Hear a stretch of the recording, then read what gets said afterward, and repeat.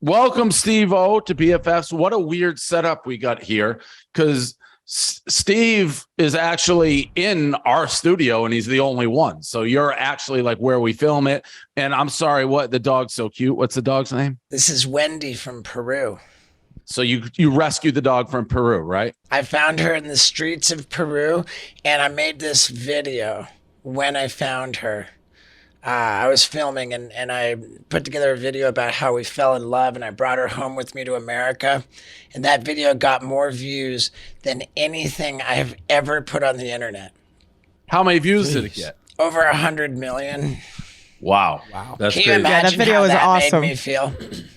I assume actually that's like good. I'm assuming that made you feel good. A lifelong attention whore, after the lengths that I've gone to try to get views, I can tell you that it was a tough realization to learn that I was never able to do shit better than rescue a goddamn dog.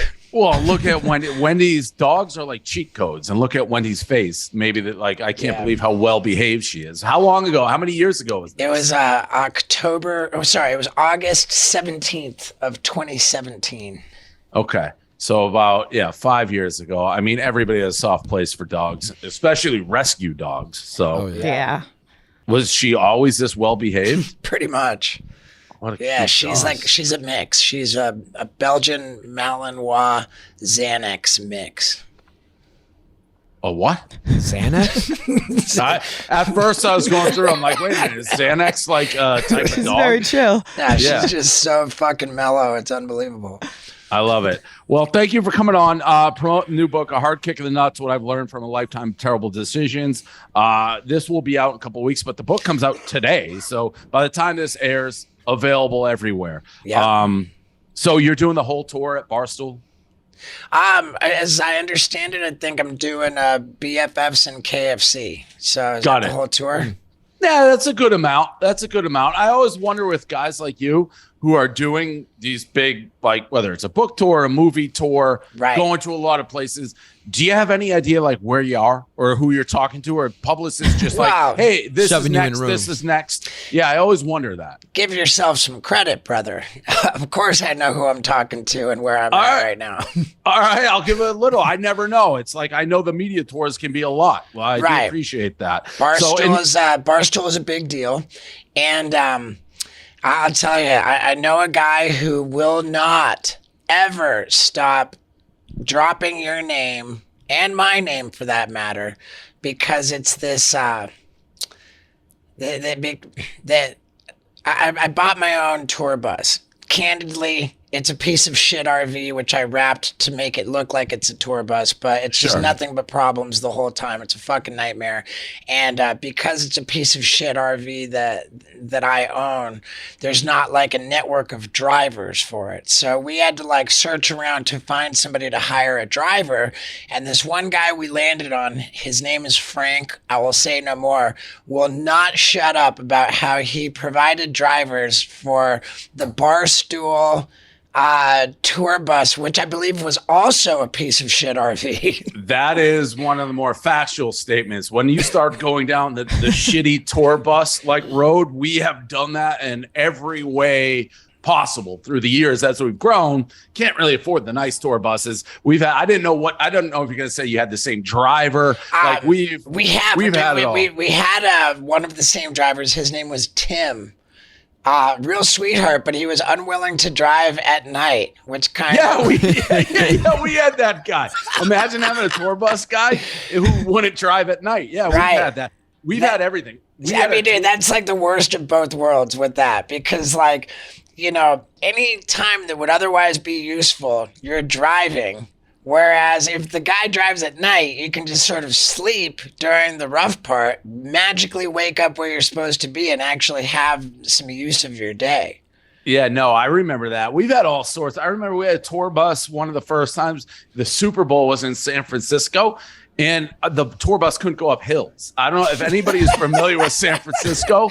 It's all hills. So like we'd have to go somewhere 5 minutes away. It would take us like 2 hours to go like around the city. So we've had a lot of tour bus episodes. You're using the term tour bus very lightly in this case. I think a tour bus would be able to go up a hill, no problem. I don't know that we've actually had what I would say is an official. We've never had one. Let me put the. I'm on one. I'm on one right now. I was gonna say Breeze is crazy looking. Mine is pretty sick. Is it a Prevost? It's like it's a huge tour bus and it's pretty sick and it's nice. Minute, but we don't own that, do we? Yeah, no. It's just for a month.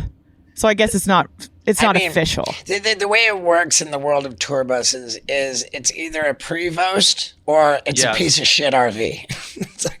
And in the world of Barstool, where like I start myself, like I was paying for them, I was buying them, we weren't renting them. We never had one that you could take a shit in. Let me put it that way. Right. It's like it was you pull over, you get out. If you go to the bathroom, and it's a major problem. Yeah, Breeze, yours just from what you're looking at looks nice, but that's the new. I don't know. Looking at that looks like an RV window you're sitting next to. I don't know that screams Prevost to me. Well, the little like electric sign, I'm easily impressed. Like whatever that is above her. Like there's two bathrooms, there's a shower. Nice. It's pretty nice. Oh, there you go. Shower. That's pretty legit.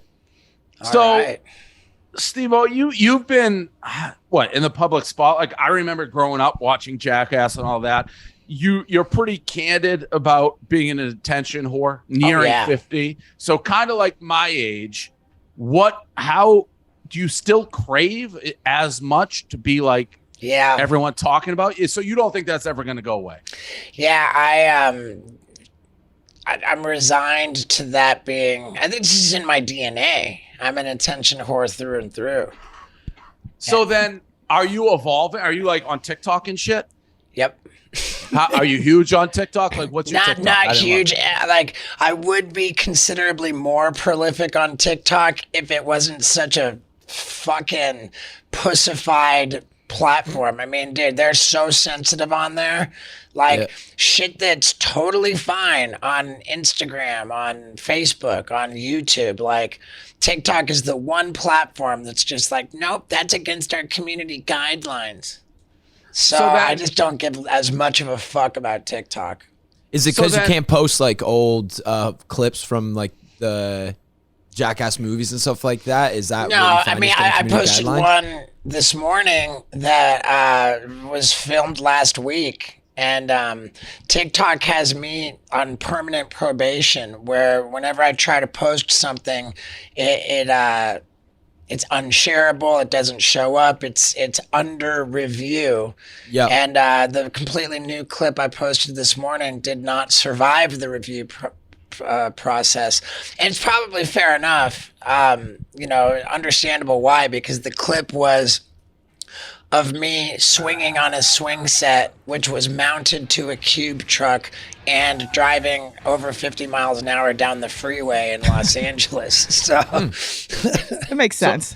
Right. That's a brand new clip. Yeah, I shot that last week. You know, it's not really in my nature to just be like, hey, my book's out. Like, here's a flyer. Like, I wrapped a cube truck with my book art and mounted a swing set on it and went cruising around Los Angeles, swinging around like a real G. So then here's a question for you. And the reason we started BFFs is I thought Barstool, we've been doing Barstool close to 20 years now. I was like, all right, well, this TikTok stuff, I'm not in it. Barstool's not in it. We have to find a way to reach where I think younger people are. TikTok was the reason. Enter Josh, who was huge on TikTok, and we kind of met and we basically meshed. How do you, with your thirst to be culturally relevant, if you can't do shit on TikTok, like what do you do? Where do you go? Like, I don't see kids reading this book. No offense. Maybe I'm wrong. Do kids read? I don't even know. I don't think people fucking read anymore. Kids don't really read. No, I don't. I think you've got that right. You know, this could be an exercise in simply wasting time, but I don't know that I didn't mean I'm not tripping at all. But I know I've done a ton of Barstool shows, but have I ever been on one with you yourself?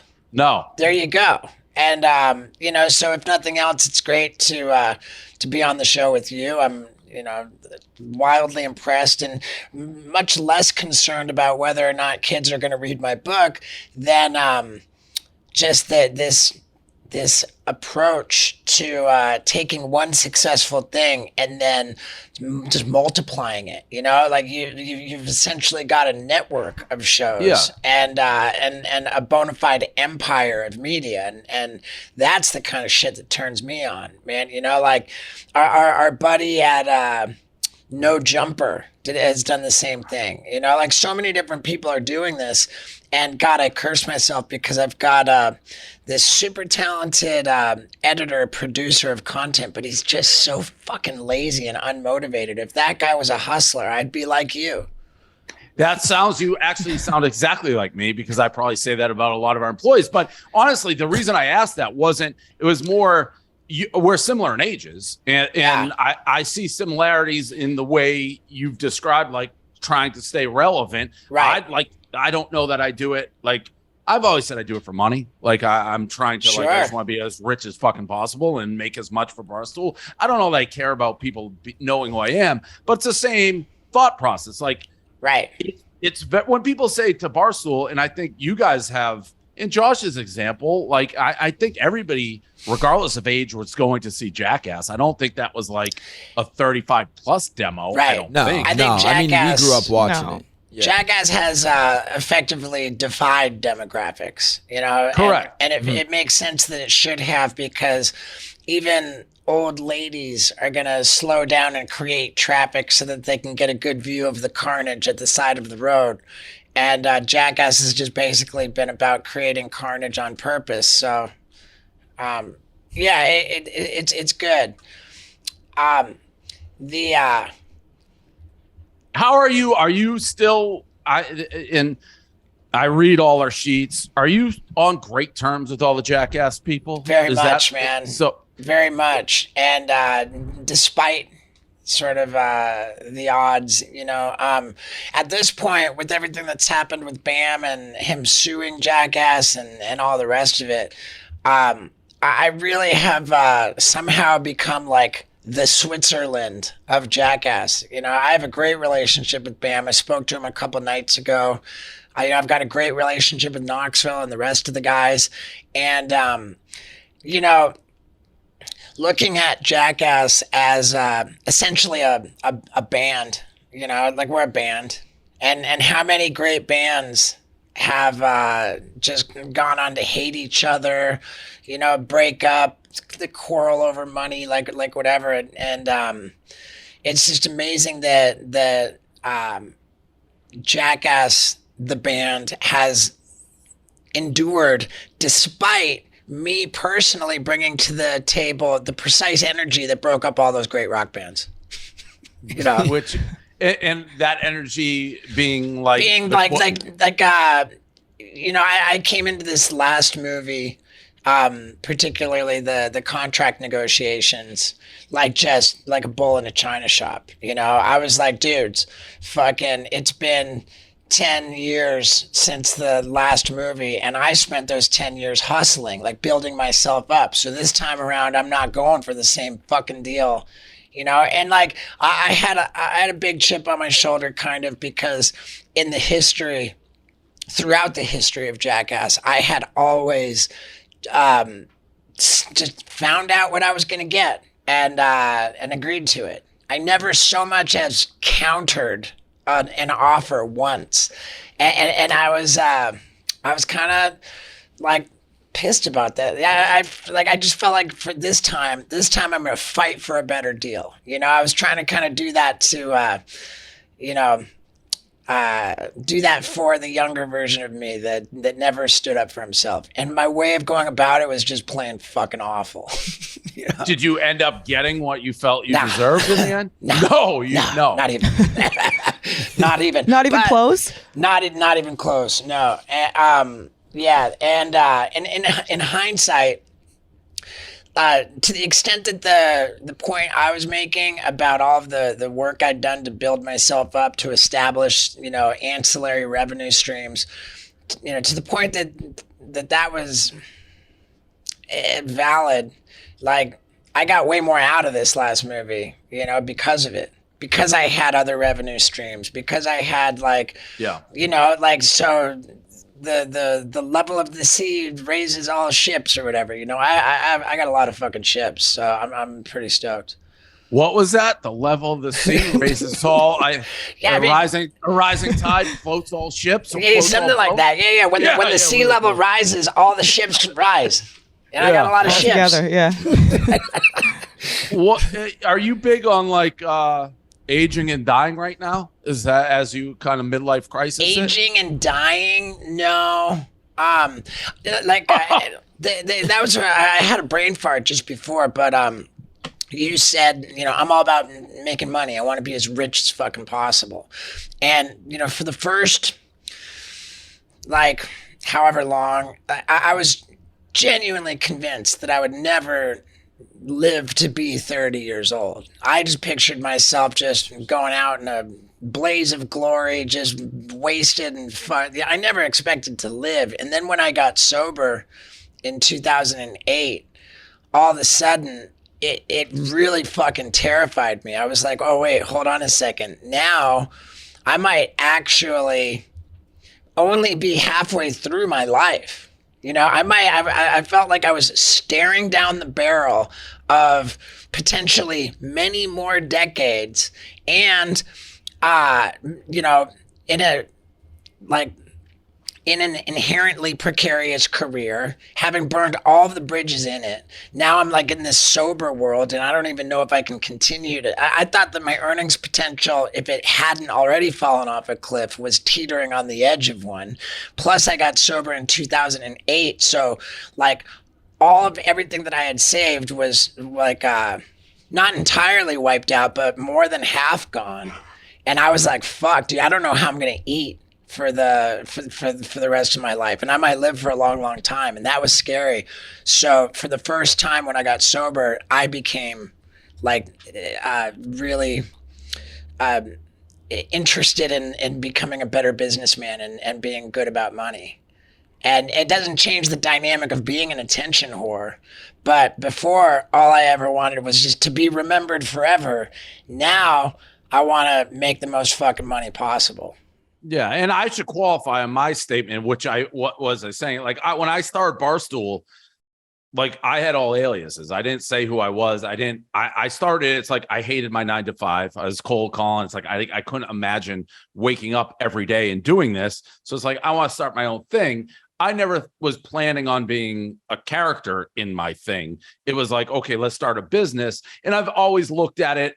People say I'm full of shit now because I've become a character and a personality, but I've always looked at it if you told me, Dave, no one knows who you are, but Barstool's worth 10x what it is now, I'd be 10x. I believe that. Some people are no, you're full of shit. You like the fame part, but I always did it as a business. I guess that was what I was trying to say with it. As I've gotten older, we made enough. I'm the same age as you. I'm happy with where we are financially, but you do start thinking about things probably a little differently. I think that it's safe to say that you becoming a character in the thing has got a lot to do with why it's 10x. I think that you are the success of Barstool Sports, much like the success of the UFC, is about the president being a personality. And you, by the way, perfect segue. So you've done some stuff with our guy, Patty the Batty. Oh yeah, what a great guy. That dude is so fucking authentic. There's zero difference between him, on camera, off camera, in the octagon, out of the eye. He's just the most matter of fact, impressive fucking kid. And Molly too. Yeah, the two of them. They're great. I think Molly is fighting. Are you going? They're going to be fighting in December at MSG. In Madison Square Gardens. Yeah. Yeah. So that should be a hell of a fight. I think I'm on tour. I think I'll be on my shitty. I'll watch it on my shitty fucking RV. I bet your RV is pretty nice right now. It's So- it's gotta all be an right. upgrade. I built a skate park on it. There's a skate park I literally mean, I built on like it. we built skate ramps on it, yeah, and actually skated them while driving down the highway. What is your thoughts on all these new age like prank type videos that I would say, I mean, almost all of them, I would say, are spawn from Jackass. I think that I remember when I got on YouTube in 2013, and dude, but when I got on YouTube in 2013, I had to swallow my pride to do that, man. I really did. I thought I've been in like all #1 box office movies. You know, I've had multiple like TV shows, my own show with my name in the title, and now I'm gonna like upload YouTube videos. It felt like the most humiliating demotion.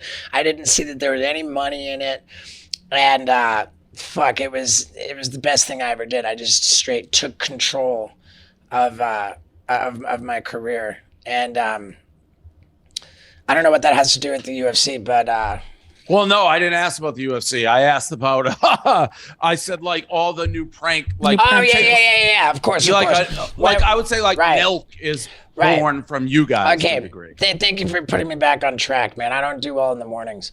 The when I got on YouTube in 2013, it was all about the pranks. Like there was like this pranks were the hottest shit on YouTube. They were getting tens of millions of views per video, and I don't mind saying this either. Like the two of the biggest YouTube channels collaborated with me to launch mine. And when we were making videos to launch to do these collabs, these guys were like, "Oh man, we can film this prank, dude. We'll just fake it, you know. Like we'll set up the reaction." And I was like, "What?" And I told these guys, I said, "You gotta understand, if I ever fake one fucking thing, you know, then everything I've ever done in my career comes into question." And there's no fucking way I'm going to do that, like ever. And by faking it, I mean to deceive the audience. You know, Right. Sometimes shit's fake, but you're not deceiving, you're not presenting it as real, which is what these guys were talking about doing. And what happened, you know, like all of those fucking prank guys that were so popular that were running YouTube got called out for all their fucking fake shit. It was utterly humiliating, and they went the way of the dodo, as did the whole prank genre.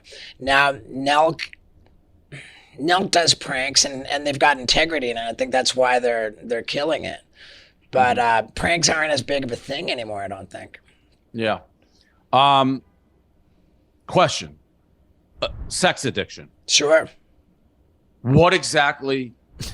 Like Josh probably has sex every fucking day with a different girl. Wait. How do you Is- transition Yeah, from sex Josh is a addiction sex to Josh? addict. So is Josh a sex addict? What changes somebody from just liking sex and like, oh, pretty girl, I want to have sex, whatever it may be, Bree, like, oh, my friend's friend, gonna have sex with him, versus Fuck you. just being a sex addict. Like, what's the difference? I mean, the definition of addiction, and this I heard from Dr. Drew, is whenever you continue behavior despite there being consequences. You know, like if it's fucking up your life and you can't stop doing it despite the fact that it's fucking up your life, then I think that's the definition of addiction. So in the case of sex, you become a sex addict when it fucks up your life. You know, like for me, the consequences that for me, there was like the sort of sociopathic behavior, this pattern that I would just repeat ad nauseum, where I would meet a woman, like feel infatuated about her, pour on the charm so that I got her on the hook, and then like act out sexually. And as soon as I got done, I was just over it and just wanted to be away from it. I would do the ghost routine. you know, and that's just not the fucking way to treat people, man. Like this whole use them up and throw them away. Like it's not only not treating people the way that you want to be treated, but in my case, it was treating people the way I most fear being treated myself. You know, like you don't have to be fucking Freud to know that I've got rejection and abandonment issues. And here I was just routinely rejecting and abandoning women. Like it's just terrible fucking karma. I had total shame about it. I felt like a piece of shit because I was a piece of shit. And as I approached 40 years old, I thought, well, you know, this isn't the path to being really happy in life. You know, do I want to be 50 years old and like just trying to hump everything that moves? Like that's just not a good look. You know, but my joke at the time was, I don't want to turn into Pauly Shore. You know, what a shot at Pauly Shore. Yeah. well, I mean, whatever, like whatever the case may be, but like. Oh no, I mean that's a shot at Pauly Shore. It is, it is, but it's also in comedy circles, you understand that when you're staying in the like the headliner suite, you're basically rolling around in Pauly Shore's cum. That's just all there is to it, you know. and you know, I subscribed to the idea that future happiness was really dependent on learning how to be in a healthy relationship, and having a life partner, you know. And so I started out like by promising myself, man, I'm not gonna fucking act out on the road anymore, because like I would be on tour and do meet and greets after every single show, and every single meet and greet was, you know, basically an audition to see like, you know, who was gonna suck my wiener that night, you know, like, and it was just, it just didn't feel rad, you know. I mean, it was kind of rad, but it was also like kind of icky. And I was like, I got to stop doing this if I'm going to be happy in life. And when I tried to stop, I couldn't. So then there's the addiction piece, is that I really made every effort to stop, and I just couldn't do it. So then I got into therapy, and you know, it didn't take long in therapy for the therapist to say, you know, you got a real problem here, and I suggest you go to a sex addict rehab. And I resisted that for a while, and I ended up going into this IOP program, and then, you know, I just took it seriously, like I did with drugs and alcohol. And how long is that? How long? It was an intensive outpatient program that lasted for 2 weeks, you know. But I gave it hell, and when that program ended, I had a whole bunch of dates on my tour schedule, and I was like, fuck, man, like if I could come out of this program and just go back on the road, like I'm a dead duck. So I reached out to somebody I knew who was a double winner in both the alcohol program and the sex program, and asked that person to come on tour with me as a professional cock blocker. Like a sober companion, to just be there, sell my merch for me. And so when I'm doing the meet and greet, taking the photos and signing the shit, it's my homeboy right there at the table selling the merch, and like as that sober companion. And that worked well. That guy was like, he's like, dude, you don't have a credit card swiper. You only have a T-shirt and a book. And we built an empire out of selling merch, me and that guy. And I took it seriously. And I gotta say that once you stop chasing pussy around, like not only does the shame, the guilt, you know, the anxiety, like kind of fall away, but dude, without all the distractions, I'm fucking pretty laser focused on what I want to accomplish, and I get shit done. And now I've got this great life partner who just helps me get shit done. So I'm fucking kind of killing it. Yeah, I mean, that I think though is like a trick to like the world. Most guys and girls, like the old Simpsons episode, I think, when he like, I forget what happens, or it was Costanza actually from Seinfeld. He becomes like the smartest guy in the world when he's no longer interested in girls. So I mean that is safe to say that sexual acting out has probably destroyed more careers, like more you know, it's caused more people to fall from grace than anything else. Well, what did you think of the Adam Levine stuff? Have you followed any of that? Yeah, seeing those DMs. I saw enough about it that it didn't seem like there was yeah, okay, no, he cheated. He cheated. I mean, he said, and then he said he didn't cheat. So it seemed to like really undermine his mea culpa by saying he didn't cheat when it seems very clear that he did cheat. Yeah, and for somebody who has openly acknowledged that you haven't treated women at times the best, ghosting, whatever, the thing that went viral was the female who he had, according to her, an affair with. Instead, a year later, his wife, the Victoria's Secret model, who was about to give birth to their child, he sent her DM being like, hey. Oh, I want to name the kid. After you. For somebody who's acknowledged, like, yo, I've done some fucked up shit, where would you put that on the scheme of fucked up? I think that it's quite the feat that, in the final analysis, more than the reprehensible behavior of cheating, like the headline here is how fucking embarrassing that DM was. Yeah, the name. You had a lot. I mean, that one was shocking. I mean, it's shocking how fucking pitiful and embarrassing that suggestion of naming the baby. That like it outshines the terribleness of the cheating. Cheating, yeah. I got to ask you about this. This is, again, if this is incorrect, you can just go after Austin, who's in the room, who's the producer. But it says that you were all in on Doomsday in 2012. Oh yeah, big time. And so you thought the world? You're doing the ultimate Howard Stern right here, where you got someone else to read the book and give you the notes, and I applaud that, dude. That's professional. Yeah. I appreciate it. You don't have time to read a goddamn book. You got people for that. And he got it right. Listen, if TV was invented before books, nobody would read. You say that a lot. Yeah. If TV was invented before books, nobody would have books. Yeah, but TV was invented after books, and still nobody fucking reads. So some people read. So they're like, hey man, I just want to be a New York Times bestselling author twice. Okay. What happens? All right, so you think Doomsday is coming. You got a day, 2012. You're fully in. You geared up. You wake up the next day. It's like, oh, still here. Okay, what is that like? What is the day that you think is the last day? Like, what did you do on your last day on Earth? Let me qualify. Let me qualify this being all in.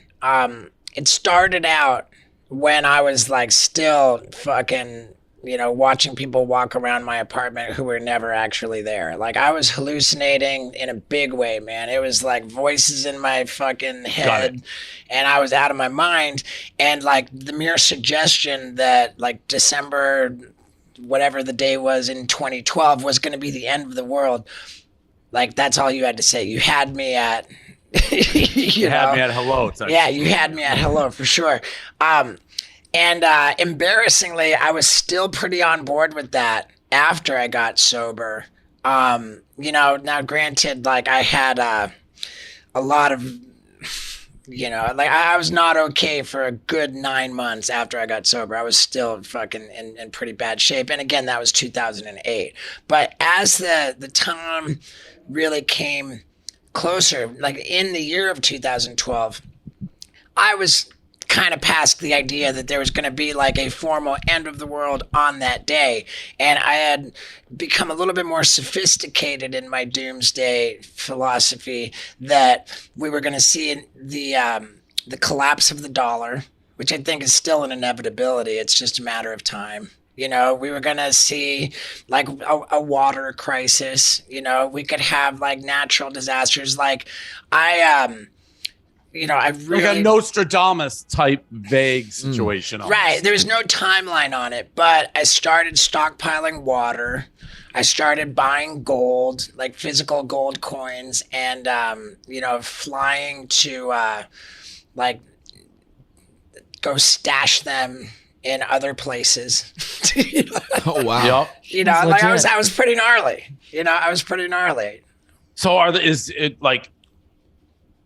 is the money still there? You mean You the still gold have the coins? Are they gold? still Yeah. stashed? Yeah, for sure. Yeah. So Yeah. all right, you're ready for it to come. We Anytime. mentioned Probably should cut it obvious. there, Davies. We're pretty over. Well, I was just gonna end it. Yeah, I was gonna. Austin, you took my steam. I was gonna say we said the book. If you want to say what the book was about, to do one last promo. I have it all in here, Austin. All right. I mean, Fucking dude, up the transition, Austin. the book is about how fucking recklessly out of control I am, even after you take away the drugs and alcohol. Like, I'm a fucking gnarly maniac, and to anybody that can read, this is basically TMZ level reading about what a fucking disaster my life is, even when I'm clean and sober. And because I had already had a memoir come out before, which was a New York Times bestseller, very well reviewed, 5 stars on Amazon, this book had to have some kind of an angle because, sadly, memoir part 2 is not a thing. So I made it a book of wisdom. It's kind of hilarious that Steve-O is now a self-help author, and I take every advantage to let that be funny. And surprisingly, I've actually learned some shit through making terrible decisions my whole life. So, All right. Well, go get the book if amazing. you're listening. If you're a fan, obviously huge and been around forever. I don't mean as an insult. yeah, because dude. Hey, we're man, the same age. I'm properly fucking old, and it's terrifying.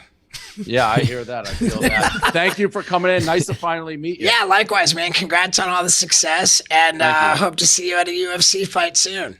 For sure. Love Yeah. it. Thank you. Right on, man. Yep. Thank See ya. you.